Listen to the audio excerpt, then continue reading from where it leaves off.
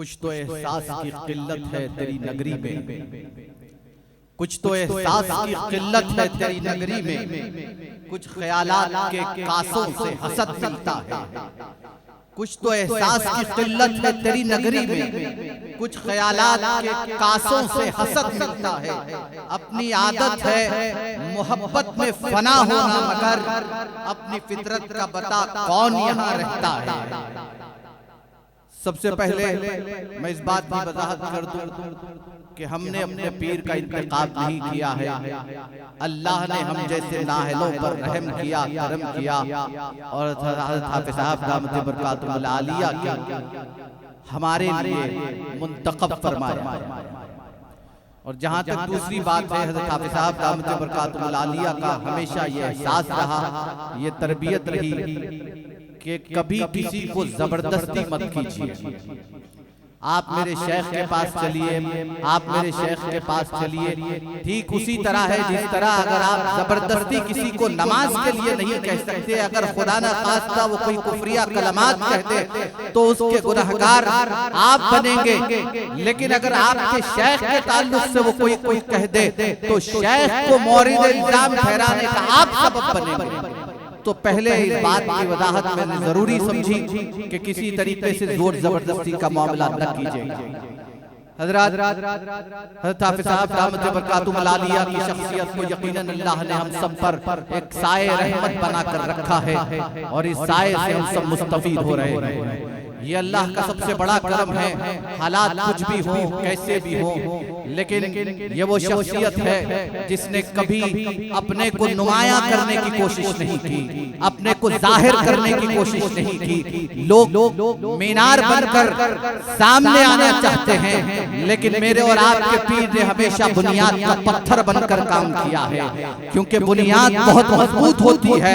मीनार भी टिका होता है तो बुनियाद पर टिका होता है, और बुनियाद जब टहल जाती है तो मीनार खुद बहुत गिर जाते हैं।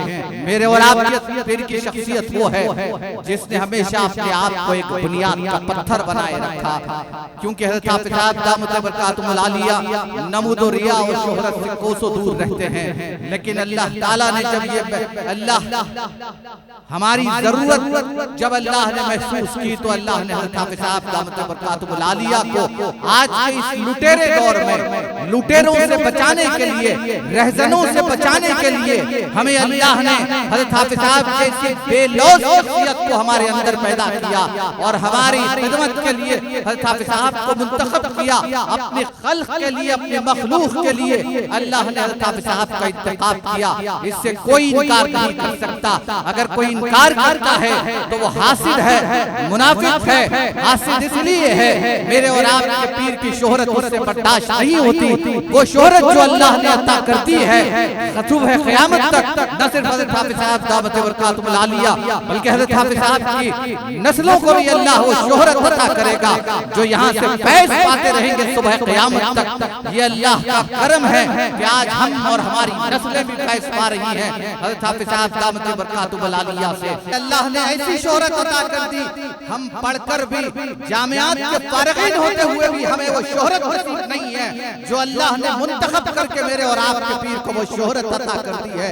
अरे हमारी आंखें देखती हैं लेकिन हम खामोश रहते हैं, क्योंकि हमारे पीर की वो तरबियत नहीं है कि किसी पे लान तान किया जाए। लेकिन हम ये भी देखते हैं कि अल्लाह ने मेरे और आपके पीर को वो आला और किरदार वाला बनाया है कि खामोश रहते हैं। हाँ, इसलिए खामोश रहते हैं। तुम किताबें पढ़कर बोलना जानते हो, मेरे पीर की वो शख्सियत है जो अगर बोलना शुरू कर दे कि तुम्हारी ज़बानें गुम हो जाएंगी। ये हज़रत हाफ़िज़ साहब दामत बरकातुहुल आलिया की शख्सियत है। लेकिन हमारे शेख ने हमें अदब सिखाया है, तहजीब सिखाई है, तमद्दुन सिखाया है, अपने उलमा की अदब सिखाया है, उनसे कैसे मिला जाए, कैसे रहा जाए, यह हाफ़िज़ साहब ने सिखाया है। लेकिन मैं बड़ी जिम्मेदारी के साथ, मैं माज़िरत के साथ ये कहना चाह रहा हूँ कि मैंने बहुत 28-29 साल के सहाफ़ती करियर में जितने उलमा को भी देखा है, मैंने ऐसी शख्सियत को नहीं देखा जिसका किरदार बुलंद है, अरफा है, आला है, हर तरीके से सादगी है, हर तरीके से अल्लाह ने ऐसा सादगी पसंद बना कर दिखाया है। लोग जिनके कदमों में गिरते हैं, उलमा कदमों में मेरे और आपके पीर बैठे होते हैं और अपने मुरीदीन से कहते हैं कि तुम्हारा शेख कैसे रहता है तुम भी वैसे रहो, क्योंकि अल्लाह ने मुझे बनाया है सबका इंतखाब कर करके, लेकिन इंतखाब के बावजूद भी मुझ में वो तकब्बुर नहीं है, मुझ में गुरूर नहीं है। अल्लाह ने मुझे सादगी पसंद बनाया है और तुम भी इसी तरीके से सादगी पसंदगी से रहना, गुरूर मत करना, तकब्बुर मत करना। लेकिन हम जब देखते हैं कि अपने पीर से, लेकिन अल्लाह ने भी ऐसे लोगों के सामने फिर भी हमारे दिलों में अपने पीर की अज़मतों को बुलंद रखा है, अपने पीर की अज़मतें देकर हमें बिठाया है। हमें बड़ी औटन होती है जब कभी ऐसे वाक़यात देखने को मिलते हैं कि जहां हमारे पीर के ताल्लुक से कोई कुछ अगर कहता है तो हम तो उसे छोड़ेंगे नहीं, इसीलिए कि मुनाफिकत जब उतर आ जाती है तो मोमिनाना फिरासत जो मेरे और आपके पीर की है वो अपनी जगह मुसल्लम है, लेकिन अक़ीदत ये कहती है कि जब तुम शेख के मुरीद हो तो मुनाफिकत पर मत उतराओ, मुनाफिकत का बराबर जवाब दो। हाँ, लेकिन अक्लमंदी के साथ, फहम के साथ, तदब्बुर के साथ, हिकमत के साथ, दानाई के साथ, ये तमाम चीजें मेरे और आपके पीर का सबक है, इसे याद रखने की जरूरत है। आज के इस दौर में जहां हम देखते हैं डगर डगर पर, नगर नगर पर, खरिया खरिया में, गांव में, अजला में, शहर में, कोनों में हर तरीके से लुटेरों का माहौल है, जो किसी न किसी से आप हमको लूटने के लिए बैठे हुए हैं। किसी की जान जाती है तो जाए, कोई भी शख्सियत मेरे और आपके पीर जैसी नहीं हो सकती जो हराने वाले का एहसास करे, तकलीफ का एहसास करे। यहाँ से कहीं चले जाएं, सफर में चले जाएं तो मुरीदीन की भूख और प्यास का एहसास है।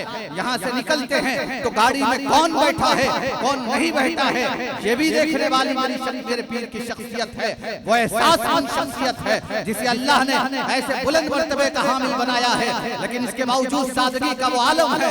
लोग मामूली समझते हैं, अरे मामूली नहीं है, तुम्हारी सोच मामूली है, तुम्हारी सोच पर अक्ल पर पर्दे पड़े हुए हैं, तुम अभी समझ हासिल हो। मेरे पीर की शख्सियत का अल्लाह ने वो खामोशी से दबदबा बनाए रखा है, जो वक्त के सीने में दिल बन के धड़कते हैं, वो लोग ही दुनिया की आंखों में खटकते हैं। और अल्लाह ने ऐसे हासिदीन की आंखों से खटकने के बजाय अल्लाह ने अपनी रहमत की चादर में मेरे और आपके पीर को लपेट कर इस मसनद पर बिठाया है, जहां से लाखों लोग फैज़याब हो रहे हैं।